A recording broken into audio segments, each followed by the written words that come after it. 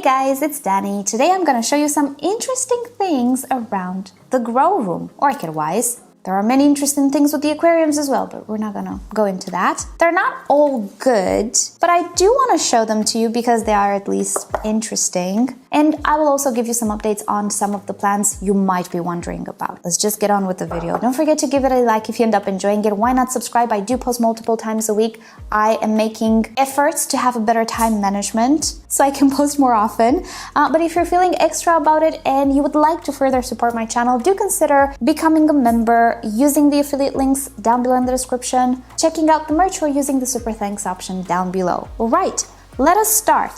There's nothing really to update on this one. I just wanted to show you her because she's in bloom and we don't really feature her a lot on this channel.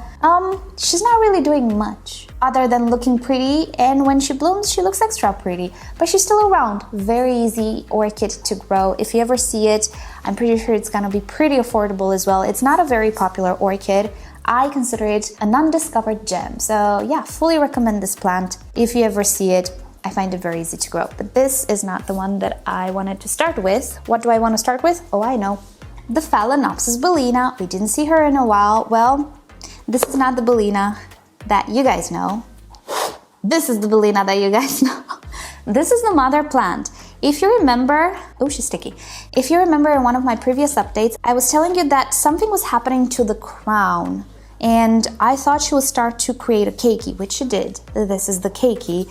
And I do remember in my previous update, the keiki was this big. There's a tiny little thing here.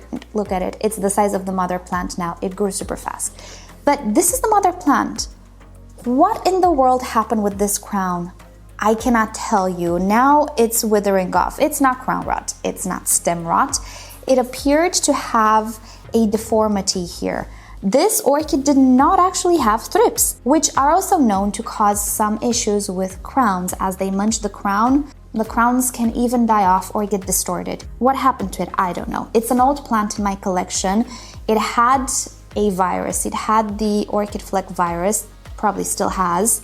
And I don't know if that can affect growth to this extent, but yeah, something happened to the mother plant that I cannot explain. The crown is not damaged. I mean, it's still here, but the leaves are distorted. Anyway, it decided to put out a keiki, which is this. Look how pretty the keiki grew. It looks perfect. It actually looks like the mother orchid when I purchased it. There are no signs of the virus. I don't see pitting on the leaf. I don't see chlorosis spots. Maybe it's virus-free, fingers crossed. Usually viruses do propagate to keikis, or do they? I mean, they should, right? They're sharing sap. Anyway, not sure if the keiki has the virus, but what I can tell you is that the keiki looks very well. We had some issues making our way because this leaf was hitting this leaf. So this leaf is a little wonky, but it's not its fault. We're just a little crowded here. And I'm just noticing that it is putting out roots here. It also has a flower spike, but it finally created roots because the idea was that I was gonna separate this keiki, pot it in a different pot, and yeah, I don't know, the mother plant is slowly withering off, as you can see. So I need to remove it at some point, but the keiki would just not grow roots. Well, it started to put out roots. I'm just gonna leave them grow a little bit more. They're just root tips at this point. I need to let them grow to maybe 10 centimeters or so, and then I will separate the keiki. I'm gonna take you along, but yeah, that's what's happening to the bellina. I don't know what happened to her, but I'm excited at the possibility of having a virus-free keiki. I love this plant. I truly, truly do. It is so old in my collection and it's just gorgeous and smells so nice that it was always breaking my heart when it had those chlorosis spots, and I just didn't want to give up on her. So I'm excited at the possibility of having a virus-free bellina poncam, which looks very plausible right now. Next up, the Zelemnias. Are we all sick and tired of the Zelemnias? Yeah, well, I'm not done yet. I'm so proud of my Zelemnias. All of them have flower spikes, except two that are just too tiny still. There's this one and that one in the back. Other than that, everybody has a flower spike. That one is starting a flower spike. This one has two. A tiny one right here. And another one right here. You know all of the others. We have the big one there as well. These guys. Anyway, they're finally doing fine. But there is one that I'm going to show you which is not doing fine, and sadly I think I'm going to lose. And it's a good one. Cannot recoup it. It's this one. This one is the beautiful Zelemnia Midas, which is, well, I think it's a Tolumnia type, but it has its very own genus. It's that beautiful yellow peloric one, which I purchased as an oncidium, no ID. So yeah, it's just not doing well. It simply doesn't want to reroot. And let me check. No, I fear the base and the rhizome is not healthy anymore, and that is a shame. But it happens. This has always been pretty frail, pretty sickly.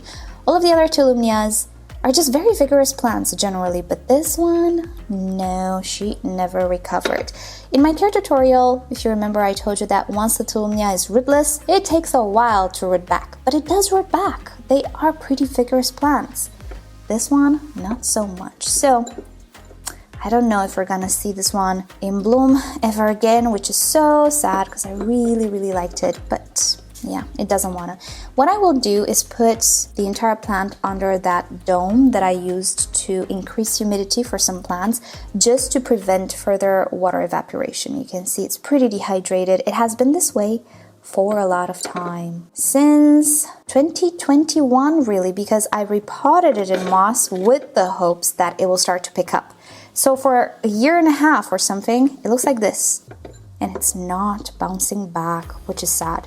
Pretty strong that it survived this much, but I don't see it bouncing back. I think it's completely depleted of energy. I'll give it one more try and sorry, I punched the camera. So I'll put that dome to increase humidity and maybe give it a little bit more time. That's all I can do, it's buy her time. But yeah, I don't think we're gonna be enjoying this one in the future anymore, which is sad, but it is what it is. Some are just not as vigorous. I will console myself the fact that I will have gazillions of flowers in the near future, but I wanted her as well. Anyway, yeah, we can't save them all. Now, another sad news slash good news, if you will, is this Phalaenopsis orchid. This is the one that we like to call vanilla. It's my very first ever orchid. It's a keiki from that one, actually. I don't know if the original plant still exists. Maybe my mom has it.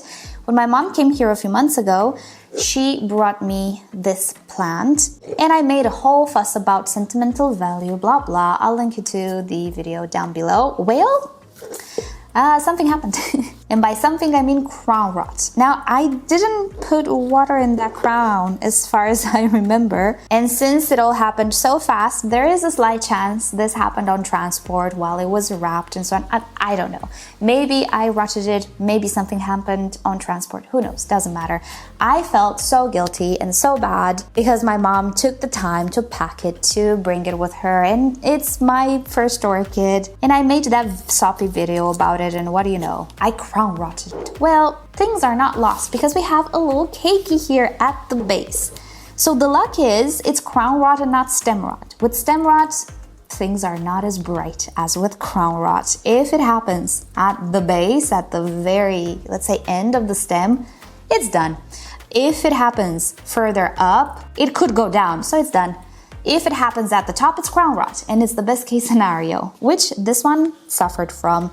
And as far as I can see, the infection just stopped. I didn't do anything because I didn't notice it. I just noticed it when it was already too late and the leaves were falling. It did stop the infection by itself, and the remaining stem, the very base of the stem, the lower part, it's still in perfect condition. So it created a keiki. Yay! Things are not lost. Roots are in perfect condition, so that's good. It will continue to feed the plant. Whatever leaf is left, this one, no, this one is gone. This leaf is sturdy, it's very well hydrated. So from here down, the stem is fine, and we're growing a keiki. Phew, I didn't lose it, but I felt very guilty there for a little while. When I noticed it, it didn't have the keiki, but I thought, well, I'm just gonna let it be because the infection looked like it wasn't active. So I thought, okay, maybe there is a little bit of stem left. And there was. So sometimes you can get lucky. Now, crown rot doesn't necessarily mean everything will be okay. It's still pretty bad. Not as bad as stem rot in my opinion, but pretty bad because it can go down all the way down to the base, to the very end, let's say, of the stem. And that's not good. If all the stem is done, we're done with this orchid. Roots producing keikis, not really happening with the hybrids. There are some species which do that. Hybrids, it's a 1 in a million chance. You mean to tell me there is a chance? Yes, there is a chance, but it's 1 in a million. So it doesn't really happen, but it's never a good idea to throw away an orchid which has crown rot before you know if it's done or not. Because sometimes the bottom part of the stem can remain alive, even if you might not see it, and it can produce a keiki. So let it be until everything is completely dry, roots included. If, by the way, if crown rot reaches the very end of the stem, the roots will start to die off as well, because the roots come from the bottom of the stem. If the stem is gone, the roots will be gone. So if the roots are still green, hang on to the orchid, see what happens. Once everything is dry, like crispy dry, that's when you can be sure it's a goner. But until then, don't throw it away. You never know how the stem will behave. And if you want to actively do something about crown rot, I do have a video on it, check it down below. Sometimes the infections just don't stop and we need to stop it by ourselves. What we need to do is damage, literally damage a layer of cells to the point where they will dry so the infection cannot move on because it cannot infect dry parts, right? Not the case with this one. I was lucky, but things are not always lucky. Next up, have you ever seen a Phalaenopsis with 3 heads?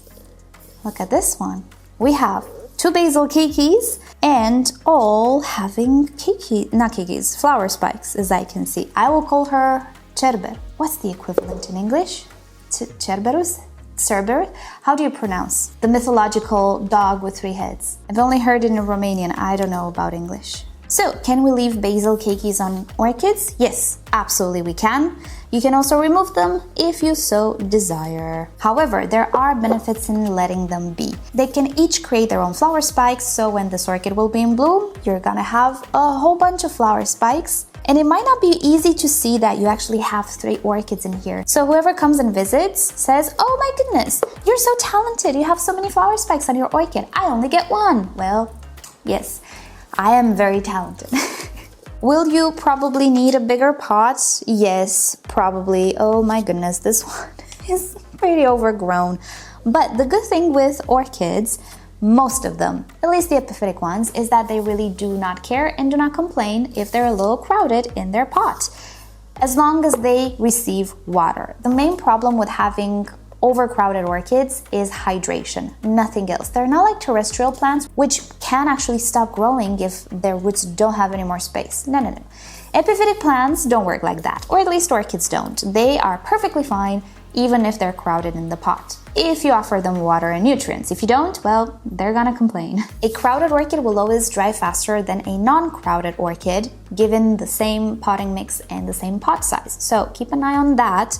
But other than that, if you like the look of multiple orchids, even if they're not mother and keikis, even if you just combine 2 of the very same type of orchid. I wouldn't combine Phalaenopsis with Cattleyas and stuff. They have different requirements anyway. But if you combine 2 Phalaenopsis, 1 red, 1 white, or 2 white Phalaenopsis, that's fine. That's pretty fine. It's gonna be a mumbo jumbo there in the root ball. It's absolutely fine. You can actually pot them together. But keep an eye on the level of moisture in the pot. You'll probably be surprised how much water they will drink. They will drink the equivalent of 2 orchids. How about that? Logic. Am I or am I not Captain Obvious? You take up a lot of space for no good reason, you know? Next up, the Renantheras. Some sad news. My Renanthera monarchica, my favorite one, and one of the oldest orchids in the collection at the moment, is growing very nicely root-wise, but do we see we have some issues with the crown? Yet again, I seem to have had a little deformity here, which maybe it was caused by the thrips. In the case of this one, yeah, I think it was the thrips. So what happened was the crown couldn't really form, and I tried to remove this dried, deformed leaf, and what I did was I broke the green leaf which was trying to sprout. I did a boo-boo. What to do? Good news is it has started to grow on the side. There we go. We have a new crown here, which actually, it's a cake. But it's gonna take the place of the crown because it has been produced right here at the top. So I really don't plan on separating it or anything. It can totally get fed by the stem. At some point in the future, it will probably create a lot of roots right here, and it's just gonna look a little weird. So at that point, I can separate the keiki, but for now, we're just gonna let it be like this. I don't know when it's gonna bloom though. This has been a serious stress on this orchid apparently. I do see some nubs forming in between the leaves. They might still just be keikis. If it doesn't bloom, it's fine. I'm not gonna be upset. I don't know what happened to the crown. I mean, I have a suspicion, and I tried to help, but I messed up, which happens. Another good news is that my Renanthera Vietnamensis cross. Oh wait, it's an intergeneric, this one. Oh boy, oh goody. So Renanthera Vietnamensis crossed with Neofinetia fulcata pink. Oh, I hope this is a good one. We have a flower spike. Yay! Look at that. Wait, is it a keiki? No, can't be a keiki, is it? Oh no, I don't know, you guys. It might be a. Okay, I thought it was a flower spike. Now that I look at it, it still kind of looks like a flower spike, but it's kind of early to... No, it's a flower... Okay, it's a flower spike, you guys, because I remember how the flower spikes on Neofinetia look. The flower spike on this one looks very similar to maybe a Zelemnia, maybe a Phalaenopsis. You can clearly see the long stem of the flower spike. Neofinetias, though, when they create those flower spikes, you don't know at the beginning if they're new growth or flower spikes. It takes a very trained eye, which I personally don't really possess because I don't have much luck with neos. But it takes a trained eye to distinguish between new growth and flower spike in the case of Neofinetia. And since this is a Neofinetia hybrid, yeah, I think that's what's happening. They have layers. They don't look like a long stem like other flower spikes. They look like a keiki pretty much, like the leaves on a keiki. But I do believe it's a flower spike. It's 2 leaves down, kind of high for a keiki. The crown is good, the orchid is good. It's a flower spike. So I'm really happy to see this one in bloom. It will be the first time when it's gonna be in bloom. Look how pretty the root tips are. It took a little bit from the Neofinetias, it really did, combined with the ease of blooming of the Renantheras in my environment.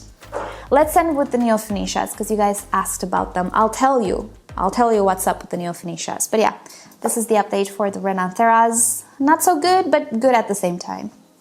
All right, let's end with the Neofinetias. There are a few others, but there's no point in showing you much because I'm not good with them. I think they do require cooler conditions, generally speaking, than what I can offer. They grow vegetatively, but they don't really bloom for me. I have hybrids that bloom. Vanda hybrids with the Neos. Even though, yes, I know, Neos are currently classified as Vandas as well, but it creates confusion. So, just gonna call them Neos. I think they do require cooler conditions that I can provide because I cannot seem to rebloom them or bloom them altogether. I have growth, I have vegetative growth, but other than that, nothing really. So I'm not even considering purchasing any more Neos. The good thing about them is that they are absolutely beautiful by themselves without flowers. And this one is variegated. At some point I lost the variegation. You know what brought it back? Low light. I put it in the shade. There are some accounts on the internet, or some growers, most specifically, professional growers that is, or hybridizers, which claim some have an improved variegation in the shade rather than in intense light. So I used to have these in my detolf shelf under the grow lights, pretty strong lights, and this one at least lost variegation. So I thought, well, it's not gonna bloom anyway, I have nothing to lose. I'm gonna put it in the shade. So I put it in a place. It had some light bouncing from the walls, but nothing direct on it. It was shaded. And look at that, the variegation is coming back. It worked. So this orchid, I can even grow it here on my desk. I'm gonna make a nice setup for it and I'm gonna put it on my desk. Why? Because it grows better in the shade and it's not gonna bloom anyway. So I'm not gonna bother giving it too much light. It's gonna grow slow, but again, I don't care because it's not doing anything for me other than growing leaves. Might as well grow nice leaves. So yeah, I don't think I'm good at Neos. I don't think this climate is really all that good for Neos. I do like them foliage-wise. This one has a nice blue tint to it, very nice. So I'm thinking, put them in a nice setup, put them in between my aquariums. They get pretty indirect light from the aquarium light, and they're just gonna be a nice piece of decor that I'm not gonna mind if they won't bloom. And I'm just going to admire their beautiful foliage. But am I gonna buy more of these? No, I'm clearly not the person to grow these things. Some of them can also be very expensive, so yeah. Sadly, no Neofinetia tutorials on my channel anytime soon, unless I move somewhere, which I'm not. So, no, in this climate, I just can't get them to bloom. But I'm not upset about it. Don't need to have them all. I can bloom many other stuff, so yeah, I'll just stick to those. And with that said, time to end. Thank you guys so much for joining me. Hope you enjoyed hanging out with me today and seeing what the orchids are up to. Subscribe for more orchid videos, but if you're interested in aquariums, since we talked about them, check my aquarium channel linked down below in the description. You need to scroll down. And with that said, hope you have a great day, and I'll see you next time. Bye!